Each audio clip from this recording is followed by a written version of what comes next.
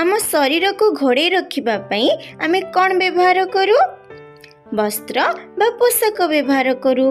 ताहले मनुष्यर बंची रहिबा पई अन्य एक मौलिक आवश्यकता हैला वस्त्र। ताहले कुह वस्त्र केउथिरु प्रस्तुत होइथाए? वस्त्र तंतुरु प्रस्तुत होइथाए। वस्त्र जो तंतुरु प्रस्तुत हुए ताहा दुई प्रकारर अटे, उद्भिदजात तंतु, प्राणीजात तंतु। ताहले उद्भिदजात तंतु कौन? जो तंतु आमको उद्भिद ठारू मिलिथे ताहाको उद्भिदजात तंतु कुहाजे। तुला एक उद्भिदजात तंतु अटे। एहा कपा गछरु मिलिथे। तुलारू सूता बाहर कराजे पोशाक प्रस्तुत कराଯାଇथे। सेहीपरि प्राणीजात तंतु काहाकु कुहाजे? जो तंतु प्राणी ठारू मिलिथे ताहाकु प्राणीजात तंतु कुहाजे। पशम और रेशम प्राणीजात तंतु अटे। पशम काहा ठारू मिलिथे? मेंढा और छेली परी केतेक प्राणी मानकर लोमरू पशम मिलिथे। सेहीपरि रेशम कीट ठारू रेशम मिलिथे। ताहले चलो जानिबा ए पशम और रेशम किपरि मिलिथे और पशम और रेशमरू किपरि पोशाक प्रस्तुत करा जाए। पशम उल, मेंढा, छेली, चमरी गाई और अन्य केतेक पशु मानकर लोमरू पशम मिले। एसबु प्राणी मानकर गहलिया लोम सेमानक शरीर को गरम रखि थाए। मेंढा मानक शरीर रे पिला माने दुई प्रकारर लोम रही थाए, नरम लोम और मोटा लोम। नरम और पतला लोमरू पशम तंतु मिली थाए। केतेक जातिर मेंढार केवल नरम लोम रही थाए। तेणु आजिकाली विभिन्न प्रकारर पद्धति अवलंबन कराई केवल उन्नत मानर नरम लोम थिबा मेंढा सृष्टि कराई पारुछि। एही प्रक्रिया को मोनोनीत प्रजनन कुहाଯାଏ। ताहले मोनोनीत प्रजनन प्रक्रिया रे नरम लोम थिबा मेंढा सृष्टि कराଯାଇ पारिथाए। एही मेंढाटी को देख, एही मेंढाटी मनोनीत प्रजनन द्वारा सृष्टि होइथिबा एक मेंढा अटे। आम देशर राज्य मानकरे भिन्न भिन्न जातिर मेंढा देखा जाती। यह हेउछि लोही मेंढा। लोही मेंढा ठारू उन्नत मानर पशम मिले। यह राजस्थान और पंजाब राज्य रे देखा जाए। यह रामपुर बसिर मेंढा अटे।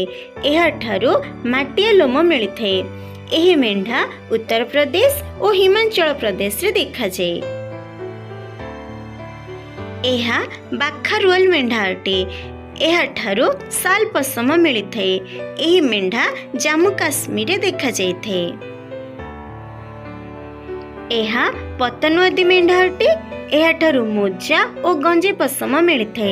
यह मेंढा गुजरात ठारे देखा जाए।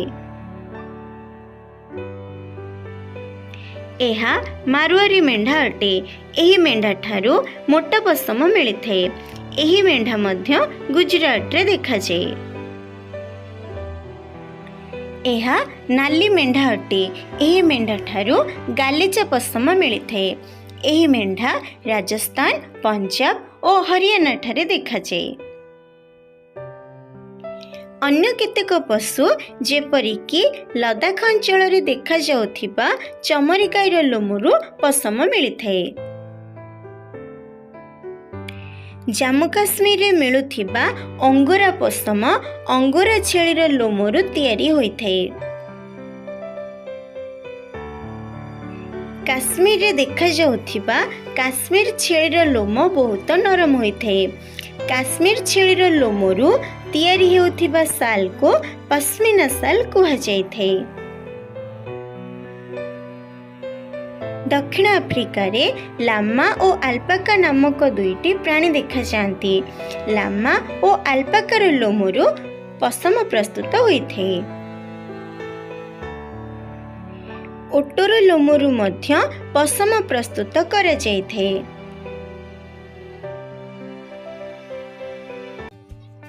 पशम पाइबा मुख्यतः मेंढा पालन कराए और सेमानंकर लोमरू पशम प्रस्तुत कराए। ताहले चलो जानिबा मेंढा पालन किपरि कराए। तुमे जदि जम्मू काश्मीर, हिमाचल प्रदेश, उत्तरांचल, अरुणाचल प्रदेश और सिक्किम पहाड़ी अंचल किंबा हरियाणा, पंजाब, राजस्थान और गुजरात समतल अंचल बुलिबाकु जीव सेठारे मेंढा गोठ देखिपार। मेंढा माने तृणभोजी होइथांती, तेणु सेमाने घास पत्र खाइबाकु भल पाती। तेणु मेंढा मानकु घास पत्र खाइबाकु दिया जाइथे। यह व्यतीत विभिन्न शस्य, डाली, चोकड़, ज और पीड़िया सह किछि लुण मिसई एमानंको खाइबाकु दिया जाइथे। शीत दिने मेंढा मानकु घरे रखी पत्र, शस्य दाना और सुखिला नड़ा खाइबाकु दिया जाए एवं सेमानंकर जत्न निया जाए।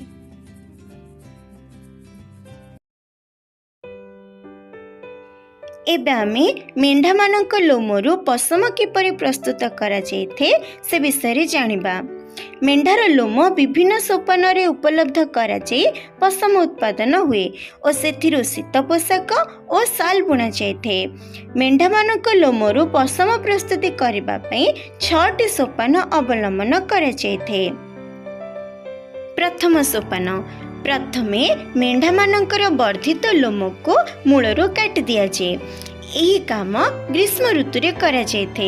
सेथिपाई मेंढा मानक देहरे लोम नथिले मध्य मेंढा मानकु कोनोसी असुविधा हुए नाही। द्वितीय सोपान, एही सोपान रे कटा जाइथिबा लोम को एक बृहत पात्र रे रखी भल भाबरे परिष्कार करा जाए। यह द्वारा लोमरे लागिथिबा धूली, मली, तेलिया पदार्थ सब बाहरी जाए। यही सफा करबा कार्य एबे मेसिन द्वारा करा जाउछि। तृतीय सोपान, यह परे लोम को परिष्कार करा जाए। भिन्न भिन्न प्रकार लोम को अलगा करी सजाई रखा जाए। चतुर्थ सोपान, समस्त लोमरू अति छोट लोम गुड़ी को अलगा करा जाए। छोट लोम गुड़ी को अलगा करिबा परे तंतु को पुणी थरे सजाई सुखा जाए। वर्तमान पशम तंतु प्रस्तुत होई गला। पंचम सोपान, छेली और मेंढा लोमर प्राकृतिक रंग साधारणतः कला, धला किंबा बादामी होइथे। यह सुखिला तंतु को आवश्यकता अनुसार विभिन्न रंग रे रंगीन करा जाए। षष्ठ सोपान, शेष सोपान रे तंतु गुड़ी को सड़ख करी गुड़ाई गुड़ाई सूता कटा जाए। सूता काटिबा परे लंबा तंतु गुड़ी को स्वेटर बुणा पई एवं छोट तंतु गुड़ी को लुगा बुणिबा कार्य रे व्यवहार करा जाए। एही 6टी सोपान अनुसार मेंढा मानकर लोमरू पशम उत्पादन करा जाए एवं पोशाक प्रस्तुत करा जाइथे। एबे आमे वृत्तिगत संकट विषय जानिबा। पशम शिल्प रे कार्य करी आम देशर बहु लोक जीविका निर्वाह करती, किंतु एही तंतुरु पशम प्रस्तुति समय रे तंतु को परिष्कार करिबा, पृथक करी सजाइबा एवं अति छोट लोम को अलग करी सुखाइबा समय रे एथिरे कार्यरत थिबा कर्मचारी माने एंथ्राक्स रोग द्वारा आक्रांत हेबार बहुत संभावना रहिथे। एहाको वृत्तिगत संकट कुहाजे। एंथ्राक्स हेउछि एक रक्तजनित रोग। आमे जानिले पशम उत्पादन करिबा पई मेंढा मानक पालन करा जायथे। केवल आम देश रे नुहे विभिन्न देश मानकरे मेंढा पालन करा जाय पशम उत्पादन करा जायथे। पशम उत्पादन पई अधिक संख्यक मेंढा पालन क्षेत्र रे चीन देश प्रथम स्थान अधिकार करिछि, ऑस्ट्रेलिया द्वितीय और भारतर स्थान तृतीय रे रहिछि। तेबे न्यूजीलैंड देशर मेंढा लोमरू सबुठारु उन्नत मानर पशम मिलिଥାଏ। परवर्ती क्लास रे आमे रेशम पोकरो किपरि रेशम मिलिଥାଏ से विषय रे जानिबा।